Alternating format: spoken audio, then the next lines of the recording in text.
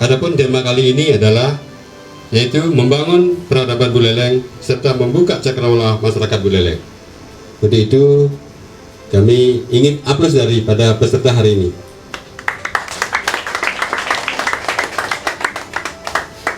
Selamat sore kami ucapkan pada Bapak DPD RI kita, Pak Made Mangkepastike, sudah bergabung di dalam Zoom meeting ini. Adapun kali ini kami ada narasumber dari tokoh masyarakat, yaitu Pak Nyoman Tirtawan, dan yang kedua adalah dari Eksekutif Diase, beliau komisioner daripada LSM Genus Nusantara. Perkenalkan kami dari presenter Baligiani untuk memandu acara ini bisa berjalan dengan baik. Itu untuk topik pertama kami akan serahkan pada Pak Nyoman. Oke Pak Nyoman, nah sesuai dengan tema yang kami buat bersama tim daripada media, yaitu membangun peradaban Buleleng serta membuka cakrawala masyarakat Buleleng. Nah, menurut Pak Nyoman ini gimana sih yang dimaksud peradaban dan membuka cakrawala masyarakat Buleleng? Silakan Pak Nyoman. Baik, terima kasih saudara moderator. Pada kesempatan ini saya sebagai masyarakat sangat berbangga bisa menggelar audiensi ataupun gelar bicara bagaimana membangun peradaban di Buleleng, bagaimana membuka cakrawala masyarakat di Buleleng, dan seterusnya bagaimana bisa membangkitkan kejayaan Buleleng. Karena di dalam WA Group ada Buleleng Panji Sakti. Seperti yang kita ketahui, Buleleng sangat terkenal saat kepemimpinan Raja Ki Panji Sakti. Bahkan kekuasaannya sampai ke Belambangan. Setelah itu bahkan pusat pemerintahan Sunda Kecil masih ada di Buleleng yang mewilayahi Bali, Lombok, dan NTT, dan itu adalah masa lalu. Sekarang kita ketahui kalau Jemberana punya Gili Manuk dan pabrik pengolahan ikan, Badung punya bandara dan hotel berbintang, Sanur punya dan Pasar punya Sanur yang banyak hotel berbintang, Gianyar punya Ubud yang banyak turisnya, Kelungkung punya Nusa Penida yang banyak sekali devisa masuk ke daerah Kelungkung.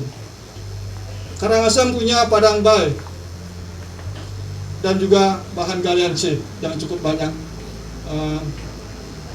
TAD-nya dari sana. Tetapi Buleleng kita hanya punya banyak tenaga kerja yang merantau, adanya bahkan sampai yang mayoritas ada di Badung dan Denpasar, dengan hanya sekedar menjadi buruh ataupun satpam dan sejenisnya, dan itu betul-betul menghambat ataupun menghalangi proses-proses kita sebagai orang Bali yang ada istilahnya suka duka. Kalau ada orang meninggal mungkin dari Denpasar belum minta izin sama bosnya Pak ya, belum minta izin sama bosnya, belum lagi biaya, belum lagi jarak. Tapi manakala ada lapangan kerja di Buleleng, kalau hanya untuk menjadi satpam ataupun tenaga kerja biasa ada di Buleleng, dalam acara suka duka, manakala kita ada waktu, nggak ada waktu pada siang hari, kita bisa luang malam hari. Jarak dan waktu dekat, biaya pun murah. Jadi bagaimana saya sebagai orang yang merasa prihatin melihat kondisi semeton Buleleng Panji Sakti merantau jauh-jauh hanya sekedar menjadi buruh pas-pasan gajinya. Saya ingin bagaimana mengajak seluruh lapisan masyarakat Buleleng biar bisa bangkit, biar bisa menjadi daerah yang dipandang oleh setiap insan manakala daerah kita menjadi daerah yang menarik ataupun memiliki kualitas ataupun memiliki nilai baik, maka banyak orang akan datang ke Buleleng untuk melihat kebaikan, keindahan dan peradaban. Itu kurang lebih dari saya. Namun yang paling penting, kenapa saya sebut membangun peradaban, mengamati peristiwa ataupun kejadian yang lucu. Pemka Buleleng memberikan hibah kepada lembaga penegak hukum Kejati Bali untuk membangun ataupun renovasi gedung Kejati Bali. Namun kondisi rakyat yang notabene banyak terlantar, 40.000 lebih orang miskin yang kartu kisnya mati, Pemka Buleleng tidak membayarkan ke iuran BPJS ketika mereka sakit, dalam keadaan sakit, kena serangan mental lagi karena mereka tidak diterima di rumah sakit. Berikutnya lagi yang paling mencengangkan adalah, ini kebetulan di daerah saya ada jembatan yang hancur akibat bencana tahun 2017, namun dibiarkan sampai sekarang tanpa ada sentuhan sedikit pun atau perhatian sedikit pun dari eksekutif dan legislatif. Melalui suara saya sekarang ini, saya menginginkan dana hibah yang sebesar 7,1 miliar itu kiranya harus dikembalikan kepada rakyat, karena rakyat adalah yang berdaulat. Karena kita ketahui penggunaan APBD itu adalah dengan prinsip demokrasi, dari rakyat, oleh rakyat, untuk rakyat. Bukan rakyat yang bekerja, rakyat yang bayar pajak, setelah itu uangnya dibajak untuk membangun gedung yang notabene masih layak dipakai. Di sisi lain rakyat menjerit karena kisnya terblokir, karena jembatan sebagai infrastruktur penting putus dibiarkan. Untuk itu saya lagi menegaskan supaya Bupati Buleleng, DPRD Buleleng, termasuk Kejaksaan Tinggi memiliki peradaban di dalam mengambil langkah-langkah ataupun kebijakan yang sifatnya jangan mencederai ataupun menyakiti rasa keadilan masyarakat. Kurang lebih itu dulu Pak Mangku, waktu kami silakan. Terima kasih Pak Nyoman. Jadi dari tadi dibuka, yaitu ada 4 poin yang kami simak dari Pak Nyoman sendiri, yaitu di mana Pak Nyoman mengajak seluruh lapisan masyarakat Buleleng untuk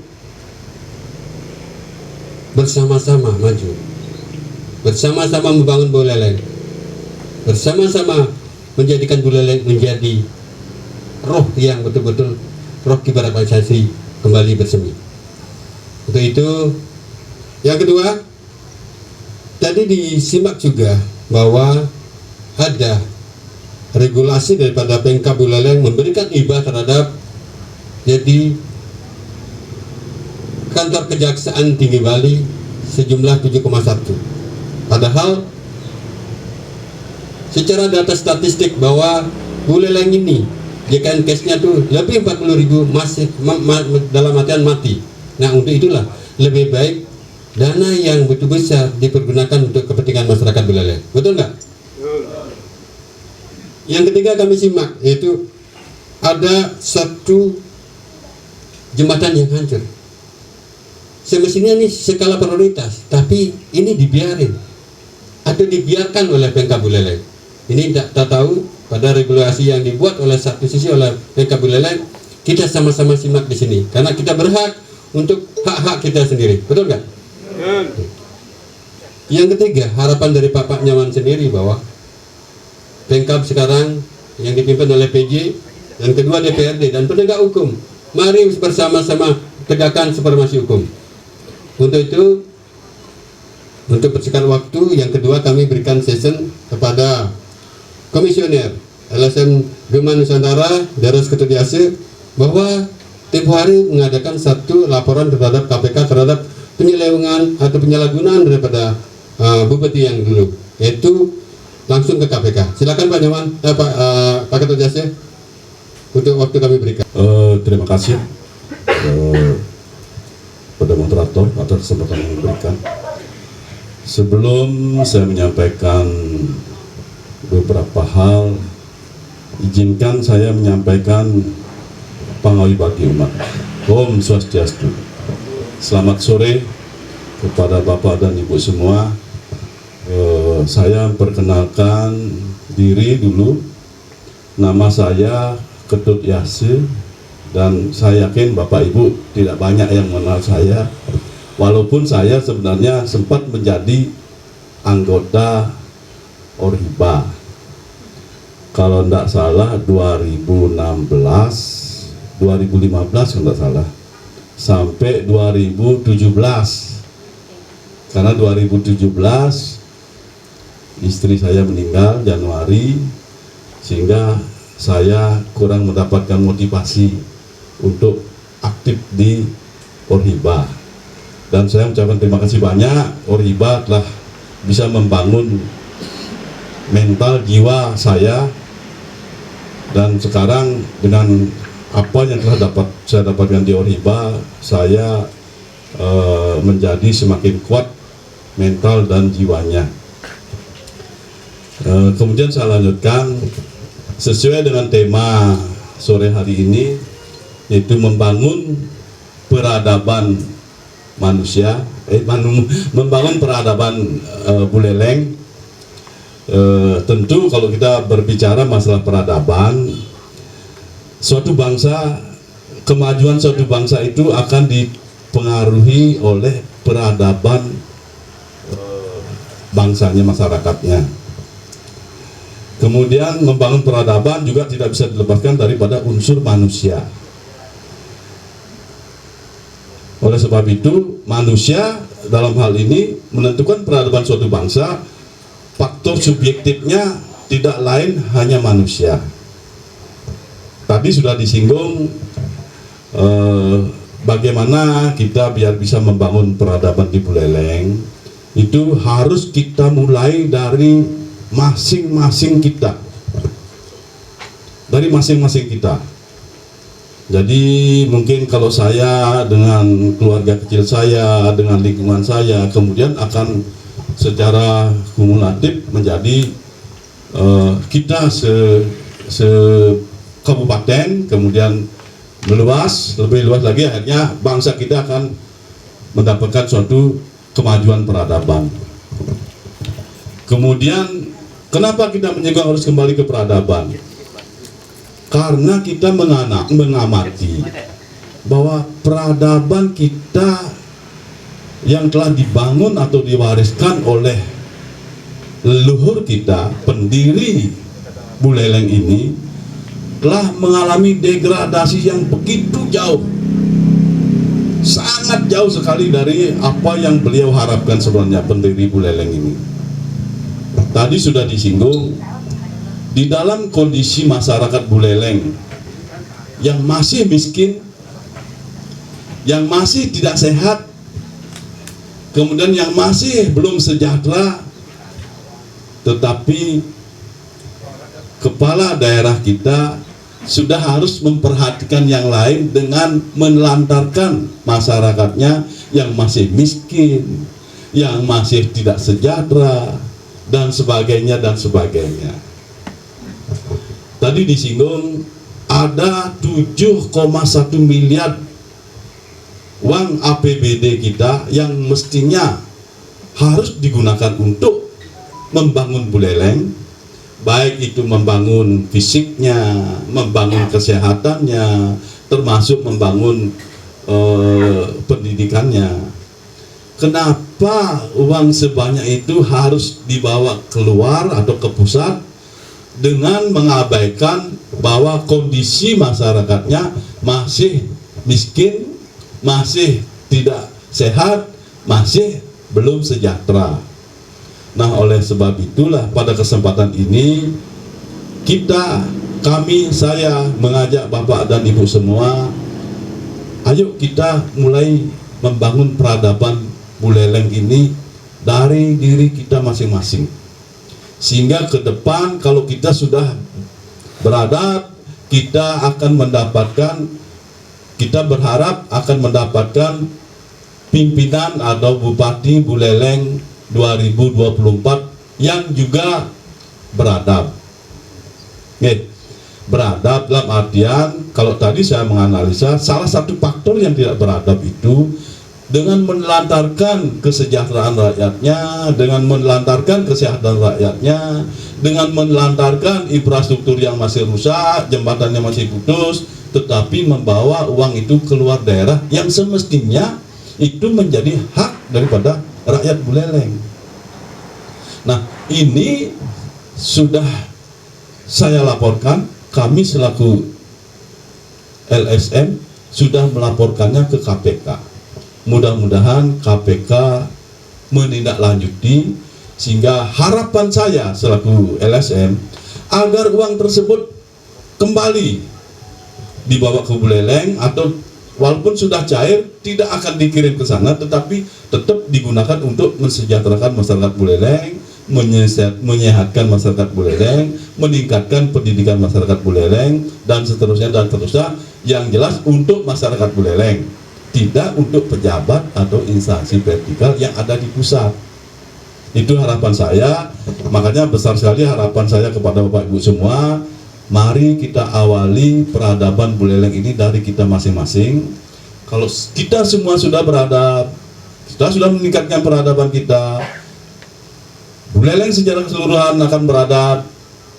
Karena kalau kita mendapatkan kepala daerah Buleleng, harus warga negara Buleleng, harus masyarakat yang mempunyai ID Buleleng, sehingga otomatis kita akan mendapatkan kepala daerah juga yang beradab. Pak Ketut, jadi kami tangkap bahwa apa yang menjadi memang benar Pak melaporkan kejadian ini kepada KPK. Yang kedua, harapan beliau siapapun nantinya ke depan menjadi bupati yang beradab atau amanah, itu harus memperhatikan hak-hak dasar daripada masyarakat itu sendiri. Untuk itu, untuk poin ketiga, kami akan berikan kesempatan pada senior kami, yaitu anggota DPD RI dari perwakilan Bali, Pak Made Mangkubastike, dari 3 poin yang dikatakan oleh Pak Nyoman Tirtawan maupun Pak Ketut Yase, untuk memberikan edukasi atau tanggapan apa yang menjadi perbincangan hari ini. Untuk itu, waktu kami persilakan pada Bapak Made Mangkubastike. Saya ya. Silakan Pak. Baik, Om Swastiastu. Selamat sore untuk semua semeton yang ada di Pemaron hari ini dan di mana saja para peserta melalui media online atau yang menyimak dari sarana-sarana yang lain. Yang saya hormati Pak Nyoman Tirtawan, Pak Ketut Yase tadi, saudara moderator, dan saudara-saudara sekalian yang saya hormati. Saya dihubungi oleh Pak Nyoman Tirtawan untuk bisa hadir sungguhnya di Pemaron, tetapi karena ada sesuatu dan lain hal, saya tidak bisa hadir secara fisik, tapi saya hadir secara online. Mudah-mudahan ini tidak mengurangi makna dari partisipasi saya untuk membangun Buleleng yang kita cintai.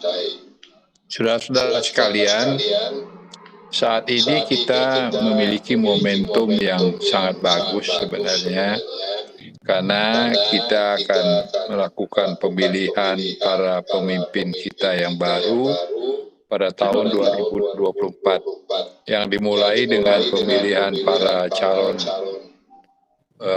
legislatif, baik DPRD, Buleleng, DPRD Provinsi, DPR RI, DPD, kemudian juga setelah itu pada akhir tahun 2024 kita akan memilih bupati dan gubernur. Nah, ini momen yang bagus, kita cukup punya waktu untuk berpikir dengan tenang, untuk menghimpun tenaga dan pikiran kita supaya kita tidak gagal ke depannya lagi. Jadi memang ya terus terang selama ini Buleleng itu masih tertinggal untuk di Bali ya. Baik dari aspek kemiskinan dan kesejahteraan yang lain.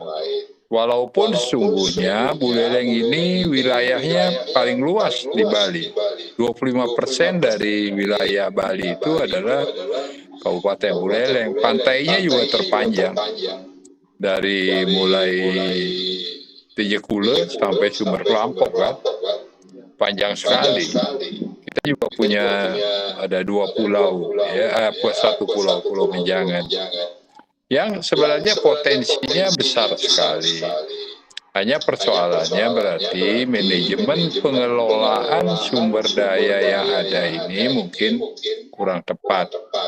Sehingga tidak membawa kesejahteraan yang optimal bagi masyarakat kita di Buleleng. Oleh karena itu, saya kira, saya katakan tadi ini momentum yang paling bagus untuk kita dengan tenang bisa menggunakan hak demokratis konstitusional kita untuk memilih para pemimpin kita yang akan dimulai dari para calon anggota legislatif, yaitu pada bulan Februari 2024. Nah, ini harus betul-betul kita pilih dengan baik, karena dengan demikian kita akan memperoleh calon-calon atau anggota legislatif kita yang betul-betul mewakili kita, mewakili rakyat dengan segala kepentingannya. Seperti itu. Jadi inilah hal yang pertama yang saya ingin sampaikan. Jadi kita punya momen yang sangat bagus untuk hal-hal yang seperti ini. Mudah-mudahan waktu ini kita bisa manfaatkan. Dan hari ini kita bertemu di sini, saya kira ini dalam rangka ini. Dalam rangka kita mencoba mengevaluasi kondisi kita saat ini. Ya, kalau masa lalu memang Buleleng hebat masa lalu, tapi sekarang dan masa depan kita belum tentu kalau kita tidak kelola dengan baik. Jadi oleh karena itu momen ini bagus, mari kita manfaatkan dengan sebaik-baiknya dengan mulai berpikir. Dan mulai hari ini saya lihat ini sudah konkret ya, sudah mulai ada pertemuan-pertemuan seperti ini. Yang saya harapkan komunitas-komunitas di Buleleng sudah mulai harus mendiskusikan dengan baik, dengan jernih, dengan tidak emosional, tapi berdasarkan data dan fakta yang ada, sehingga kita betul-betul bisa mencari calon pemimpin yang cocok untuk kondisi kita, situasi kita, dan yang kira-kira yang mampu untuk membawa kita ke arah yang lebih baik tadi, yang lebih beradab katanya istilahnya dari para penyelenggara ini. Walaupun kita sebenarnya sudah masuk masyarakat yang beradab ya, kita tidak lagi masyarakat primitif, hanya kadang-kadang cara berpikir kita masih jauh ke belakang. Jadi kita harus berpikir maju ke depan, karena dunia bergerak terus. Kita tidak bisa diam-diam saja, harus mengikuti tren perkembangan, baik perkembangan global, nasional maupun lokal, terutama karena kita tidak bisa lagi hidup sendiri, tidak bisa mengisolir diri juga tidak bisa. Jadi kita harus mengikuti perkembangan zaman. Dan ini memerlukan juga pemimpin yang nanti harus kita buatkan kriterianya, pemimpin yang visioner, yang mampu melihat ke depan. Ke depan itu bagaimana kita ini 20 dunia ini bagaimana, Indonesia bagaimana, kemudian Buleleng bagaimana, provinsi bagaimana, Buleleng bagaimana. Kita sebagai wilayah yang cukup luas, cukup potensial sebenarnya, seperti saya katakan tadi, terus kita mau bagaimana. Ini tergantung sekali kepada pertemuan-pertemuan seperti ini. Tadi disebutkan salah satu contoh misalnya pengelolaan APBD yang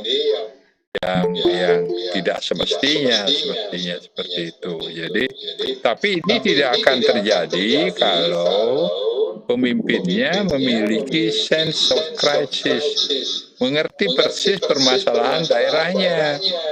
Ya, bahwa masih banyak tadi keluarga atau orang Buleleng yang ekstrim miskinnya, yang masih belum mampu meneruskan pendidikan anak-anaknya, yang kesehatannya masih belum tertangani dengan baik, yang infrastrukturnya juga masih sangat memprihatinkan, tapi ternyata bisa lolos.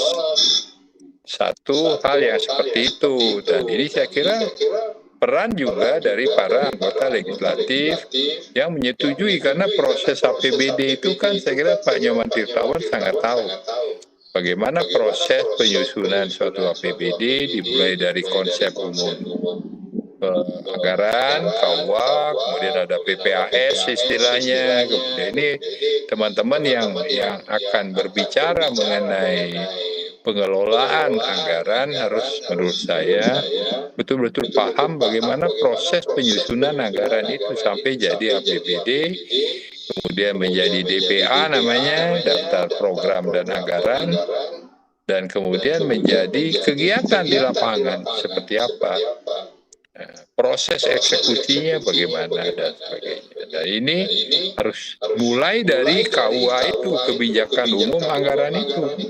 Nah, di sana harus sudah tertuang. Nah, ini sudah harus disepakati oleh eksekutif, bupati dalam hal ini dengan DPRD. Jadi kalau tidak disepakati ya nggak akan lolos itu. Jadi itu tidak mungkin kerja seorang. Itu jadi kerja banyak orang. Jadi oleh karena itu ini kita juga harus betul-betul ke depan bisa memilih anggota legislatif yang benar-benar bisa mewakili rakyat, betul-betul mewakili rakyat dan mengerti betul proses itu. Bukan hanya sekedar populer kemudian terus jadi gitu. Seringkali kita salah begitu. Kita memilih orang yang hanya sekedar populer tetapi tidak tahu persis bagaimana dia melaksanakan tugas-tugasnya sebagai anggota legislatif yang memerankan fungsi legislasi, fungsi anggaran, dan fungsi pengawasan. Jadi harus itu fungsi anggota DPR, DPRD seperti itu. Ya berbeda dengan DPD. Kalau DPD adalah representasi daerah di pusat. Karena seringkali juga pusat membuat kebijakan yang sewenang-wenang, yang tidak cocok dengan daerah kita. Ini harus diperjuangkan di pusat bagaimana supaya tidak terjadi hal-hal yang seperti itu. Begitu juga masalah perimbangan keuangan pusat dan daerah. Jadi harus ada keadilan di sana, daerah ini dapat apa dan sebagainya sesuai dengan keperluannya. Itu fungsi DPD. Jadi agak berbeda sebenarnya dengan DPRD dan DPR RI. Jadi ini pun kita harus ngerti betul. Nah, jadi oleh karena itu dalam tahap pertama untuk pemilihan itu betul-betul kita harus pilih dengan baik. Karena itu juga nanti akan menentukan kalau kita mau pilih bupati. Karena tetap saja harus 20% dari kursi dan mendapat rekomendasi dari partai itu. Nah, kalau nggak bisa. Biar hebat bagaimana calonnya, kalau dia nggak didukung oleh partai, nggak bisa. Jadi harus juga ini tergantung dari posisi struktur isi dari DPRD kita yang akan datang. Itu yang sangat juga menentukan. biarpun calonnya hebat sekali, kita semua setuju, tapi kemudian tidak direkomendasi, ya nggak bisa maju. Siapa yang direkomendasi, itulah yang bisa maju. Itu karena mekanisme kita, mekanisme sistem ketatanegaraan kita seperti itu. Saat ini masih seperti itu.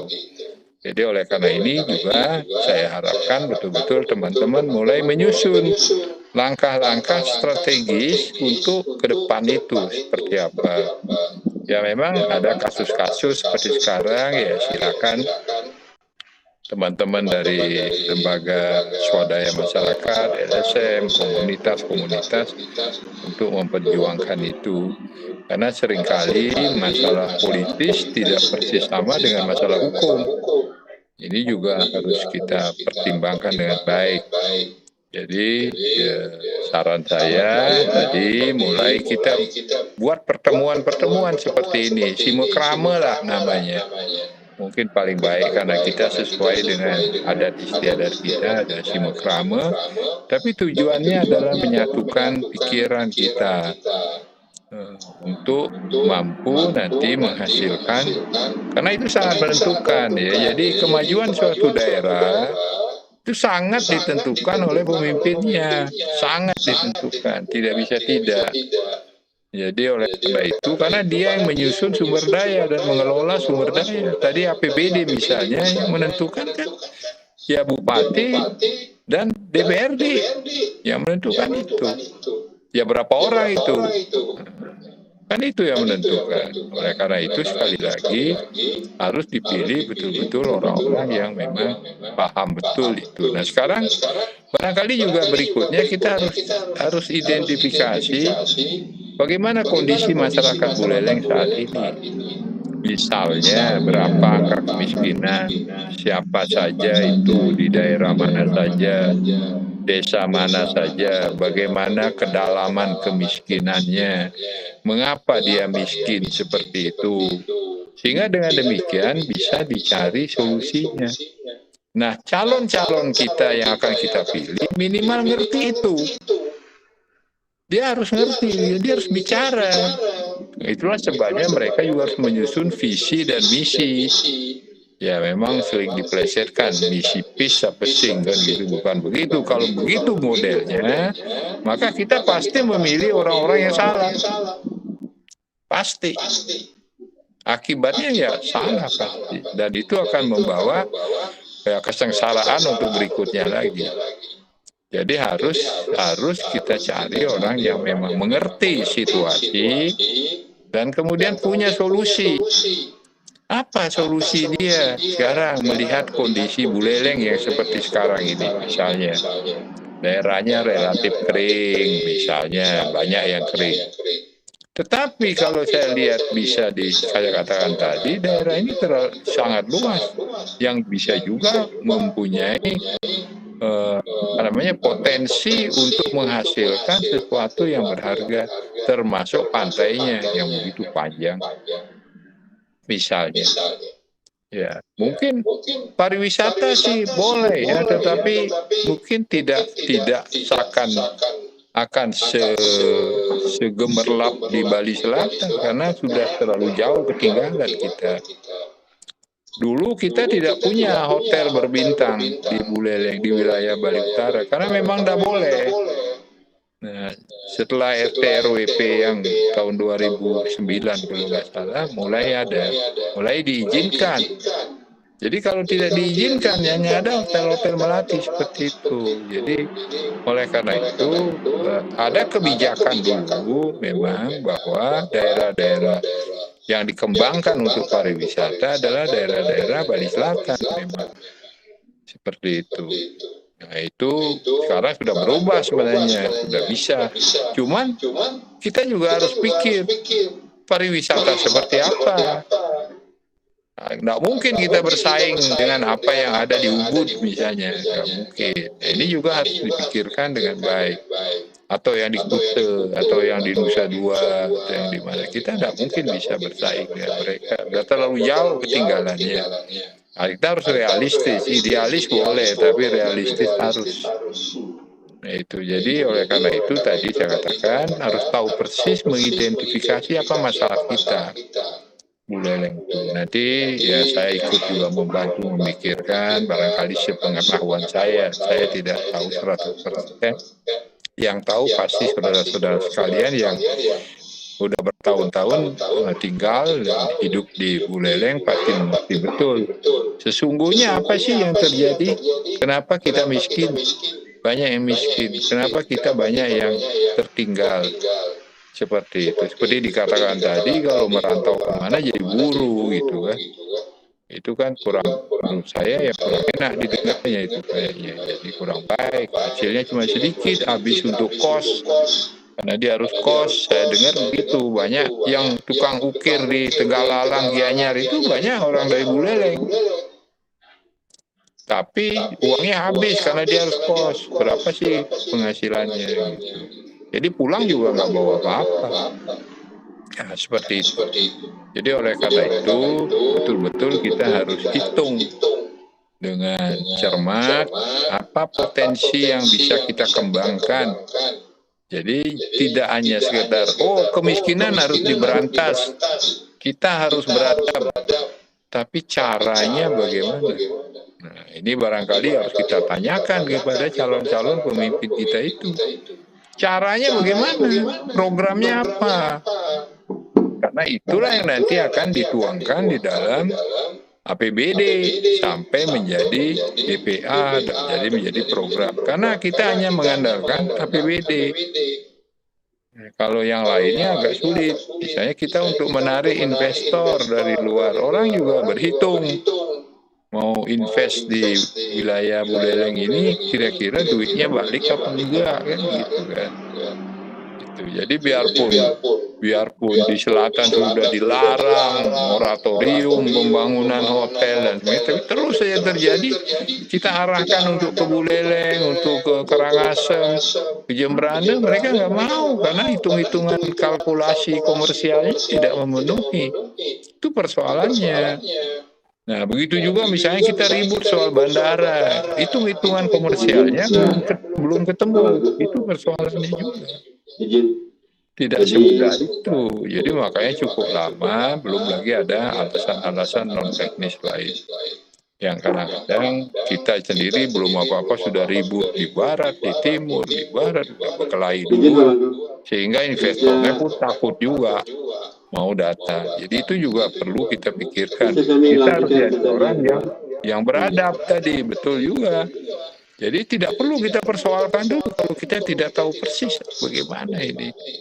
Karena masalah-masalah seperti itu adalah masalah sangat pertama, masalah teknis yang harus dipenuhi. Tidak bisa hanya sekedar maunya kita di sini, hitung-hitungannya begini, nggak bisa. Yang pertama harus dihitung adalah secara teknologi penerbangan itu memenuhi syarat apa enggak, karena belum tentu semua daerah cocok untuk itu. Kalau berbahaya, membahayakan kan tidak mungkin. Jadi oleh karena itu, mari kita lihat pelabuhan pada Celukan Bawang itu sebenarnya bagus sekali. Tetapi mungkin kenapa orang tetap tidak mau berlabuh di situ? Setelah saya cek, karena ongkos berlabuhnya terlalu besar. Belum apa-apa udah ribut itu, buru-buru dan sebagainya. Jadi akhirnya ongkosnya terlalu besar. Jadi akibatnya orang tidak mau berlabuh di situ. Itu juga harus kita atur supaya beradab kita. Nah, ini juga tidak sesederhana itu. Jadi oleh karena itu betul saya kira kita harus membangun peradaban civilized community ya. Itu saya kira dari saya itu, saya karena ada acara lain, jadi sementara saya hanya baru bisa ikut di situ.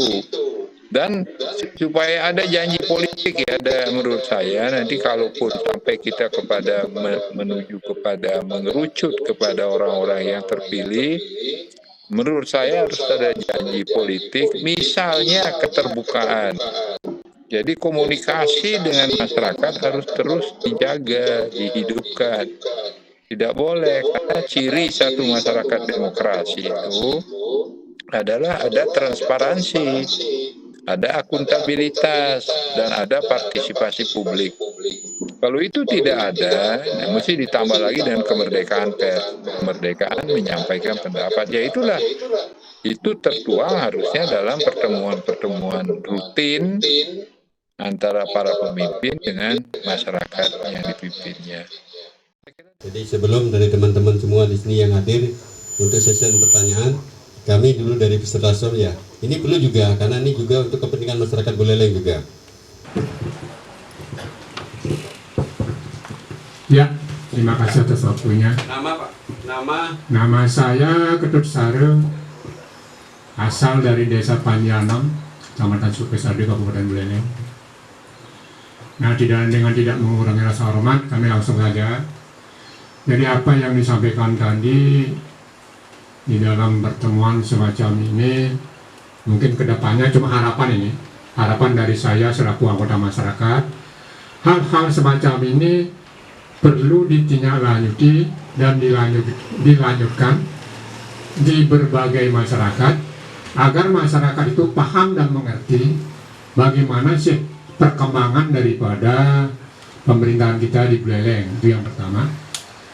Nah, yang kedua, menyimak apa yang disampaikan tadi oleh Pak Mangku Pastike selaku anggota DPD pusat. Ya, kami sangat mengerti benar bahwa sepertinya apa yang disampaikan tadi oleh beliau bahwa seolah-olah itu beliau itu kurang respon terhadap rencana daripada pembangunan bandara di Buleleng. Mengapa demikian? Ini pemikiran saya secara bodoh nih Pak, sebagai anggota masyarakat. Tadi beliau menyampaikan bahwa siapa yang mau nanti akan menanamkan aset di Buleleng, seandainya itu, apa yang kalau tidak salah simak tadi ya, saya itu, kalau umpamanya penumpang dan lain sebagainya tidak ada, dengan hitung-hitungan secara ekonomi, itu jelas sudah tidak menguntungkan, tidak mungkin. Nah, orang akan menanamkan asetnya di Buleleng, baik untuk perkembangan pariwisata maupun untuk perkembangan daripada bandara. Nah, itu yang saya simak tadi. Padahal saya sebagai anggota masyarakat, beliau adalah mantan gubernur Bali 2 periode ini lagi.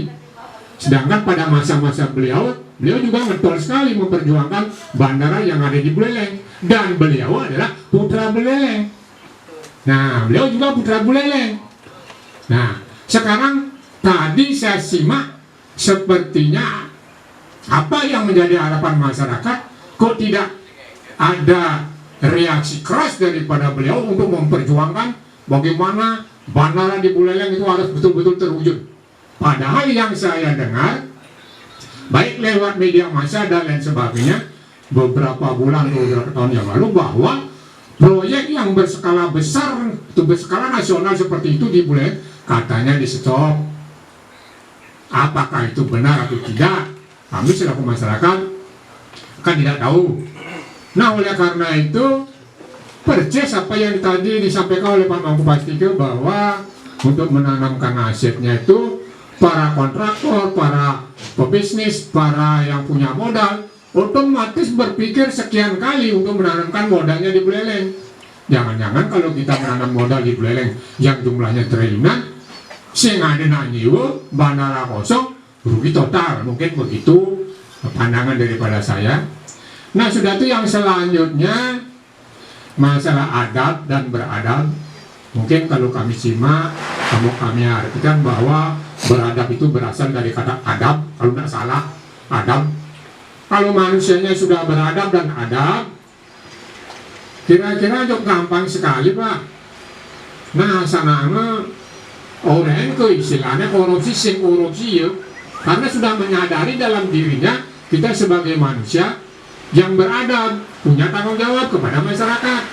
Tapi nyatanya apa yang disampaikan Bapak tadi bahwa sedangkan APBD Buleleng yang tadi yang 7,1 triliun yang semestinya diperuntukkan untuk masyarakat Buleleng, baik untuk infrastruktur, sumber daya manusianya, baik tentang kemiskinan dan lain sebagainya, mengapa kok dikembalikan lagi ke pusat? Menurut saya secara pribadi kan bodoh ada lupa bukan ngepipis mudah wit kembalian. Nah itu yang kasaran bantiang orang itu istilahnya. Bila cara belum sih bisa mengelola uang, padahal kita masih membutuhkan.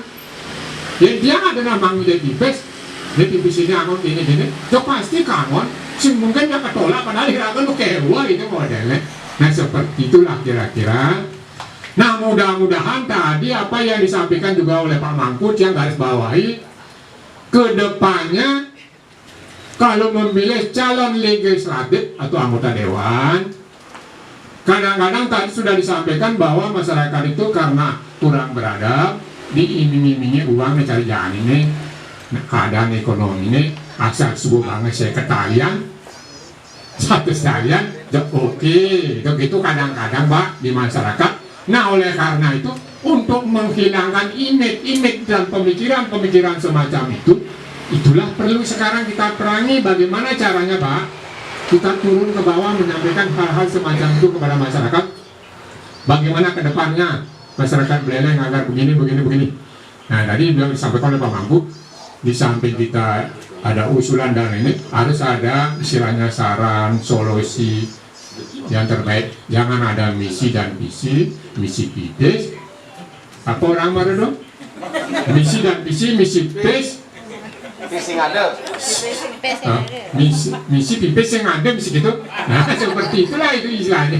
Tapi terkesan sekali Pak, apa yang disampaikan oleh Pak Mangku pastikan cuma secara garis besarnya beliau adalah warga Buleleng, mantan gubernur, sudah itu sekarang duduk di pusat, termasuk saya juga ikut memilihnya dulu.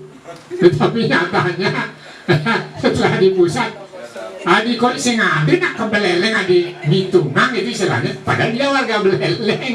Nah begitu lah umpamanya. Mudah-mudahan Pak, mudah-mudahan nanti ke depan, ya ke depannya Buleleng pada umumnya tiang ini harapan saya Buleleng pada umumnya Singkat dan jelas Pak, singkat dan jelas. Ya mendapat pemimpin yang amanah dan bisa membawa suara rakyat. Terima kasih. Terima kasih Mas Arief, ini luar biasa nih. Ada yang kedua? Ya Bapak Ibu, yang pertama saya sampaikan terima kasih ada acara semacam ini yang sangat luar biasa dimotori oleh Pak Noman Tirtawan dan Pak Yase dan teman-teman media. Semoga kedepannya apa yang menjadi tujuan dari Pak Nyoman, Pak Yase dan teman-teman media ini bisa terwujud. Bagaimana menjadikan Buleleng menjadi beradab lah gitu ya. Nah terutama bagaimana pemimpin, kan awalnya memang harus dari pemimpin Bapak. Jadi pemimpin yang memberikan contoh agar beradab gitu. Bagaimana masyarakat bisa beradab kalau pemimpinnya tidak beradab. Itu yang pertama. Jadi sangat tetapi ini idealis sekali Bapak. Idealis banget ini. Bagaimana kita situasi semacam ini di Buleleng membentuk manusia yang beradab, ini menjadi tantangan buat Pak Nyoman.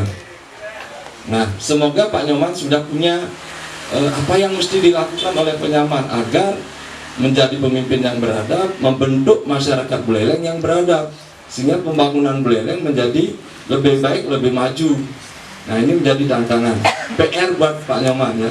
Kami dari masyarakat akan mendukung sepenuhnya kalau Pak Nyoman betul-betul nanti mewujudkan hal ini. Nah, tentunya harus Pak Nyoman punya kriteria apa sih nanti yang Pak Nyoman sampaikan agar betul-betul diterima oleh masyarakat. Nah ini Bapak ya, harus jelas Pak, seperti yang disampaikan Pak Mangku tadi. Jangan sampai tadi Pak Nyoman, Pak Tutsara sudah sampaikan benar ya. Pak Mangku 2 kali jadi jabat gubernur, nyamu Buleleng weh.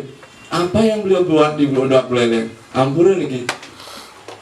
Terus yang kedua, jadi dia nyamu Buleleng dari gubernur. Sebuah ini ada apa? Lagi cok kapok memilih gubernur yang Buleleng gitu. Terus terangkan Bapak Ibu. Mampur yang orang belum sudah yang karena sudah ada. Nah sekarang bagaimana begitu tadi Bupati Buleleng beberapa kali memilih bupati yang notabene-nya memiliki kualitas apa? Jatahnya benarnya membangun Buleleng, orang Buleleng membangun Buleleng, tetapi kengken kok bisa ngerokin Buleleng. Nah ini Pak, ke depan bangsa ngadu ben pemimpin carane kengken carane Pak Man harus raga punya visi sing misi pipis itu, formulah visi yang jelas agar bagaimana memilih pemimpin yang betul-betul visioner, yang beradab, yang ada jelas gitu. Aku ben bani berjanji membangun Buleleng ini pang saja gitu. Juga sana Bulelengnya juga yang kejang yang memilih Pak Man. Yo Pak Man. Tolong Pak Man ya, menjadi motor penggerak agar Buleleng ini maju Pak. Dia yang merasakan Pak, dia belum ayah pajak nih Pak Man. Beberapa tempat ngampur nih. Adi maya pajak kewah dengan aturan jani Pak Man. Nah, jadi apa yang terjadi? Kodang maya pajak belum ada maya pajak. Karena beberapa aturan sudah ini harus ngulang lagi, daftar ulang Pak. Bayangkan mana dan maya pajak sing gede Pak, yang dulu maya pajak 100 200 jani 1 juta Pak. Ben saja mengalami proses macam-macam Pak, tuh tiang berdiri tuh ngalamin Pak. Jadi yang sing ngomong tiang ngomong gini mungkin yang siapa lagi masyarakat yang mewakili, dan itu akan terjadi banyak Pak, termasuk nyaman-nyaman yang ini mungkin juga gitu. Kewah maya pajak Pak, maya pajak pemahal ben tadi kewah ben misi peliang masyarakat ya Pak. Nah oleh karena itu mari kita benahi Buleleng, semua harus kita benahi. Setuju Bapak Ibu ya? Om Swastiastu. Saya hormati Pak Menteri Kawan, Pak Kebiasa, sareng Pak Teman Sarjana. Ada hal yang kita mau sampaikan pada kesempatan yang baik ini. Namanya Pak? Nama saya Ibu Baru Sudil, Saking Banjar. Yang pertama terkait tema hari ini yaitu peradaban masyarakat Buleleng. Nah, terkait adab mungkin sangat menarik sekali. Ini tidak bisa kita kesampingkan adab dengan etika. Dalam konstruksi agama kita ada kerangka, salah satunya etika. Nah, etika erat hubungannya dengan pendidikan. Nah, bagaimana kita bisa menumbuhkan ataupun mengajarkan adab ketika kita tidak memahami etika dan tidak berbekal dengan pendidikan. Oleh karena itu kami berharap bahwasannya pendidikan khususnya di desa-desa itu peran serta daripada masyarakat Buleleng tentunya bisa mengawasi di dalam dunia pendidikan. Yang kami mau sampaikan, untuk di desa-desa, sebenarnya di Buleleng ada 129 desa di mana memiliki anggaran dalam desa kurang lebih sekitar masing-masing 1 miliar, itu ada 129 miliar.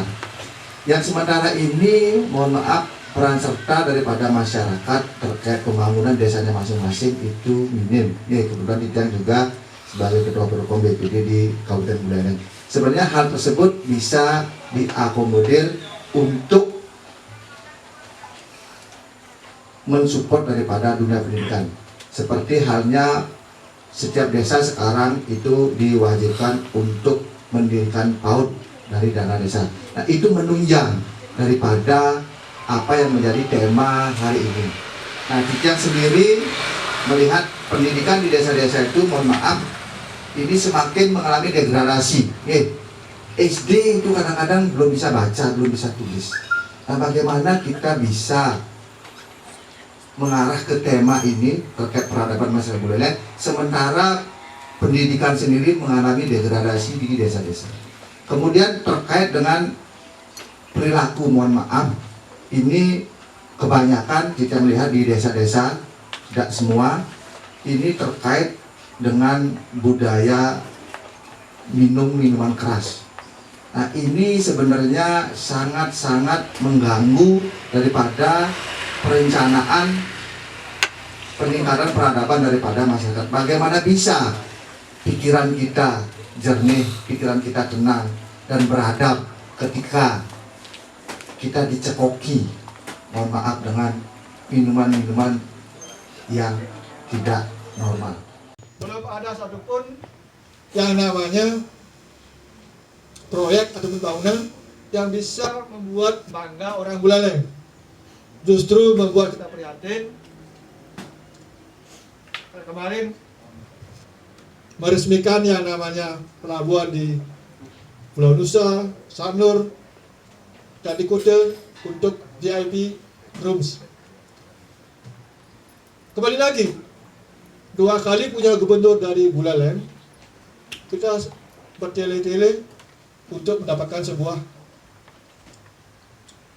bukti bahwa mereka itu membangun Buleleng. Kalau saja gubernur kita Bapak Wayan Koster konsekuen dengan apa yang dia sampaikan, bahwa bandara lokasinya ditetapkan di Kubu Tambahan, malu dong dia ngomong bandara dibangun di Sumber Kelampok. Benar nggak? Itu yang kita cari.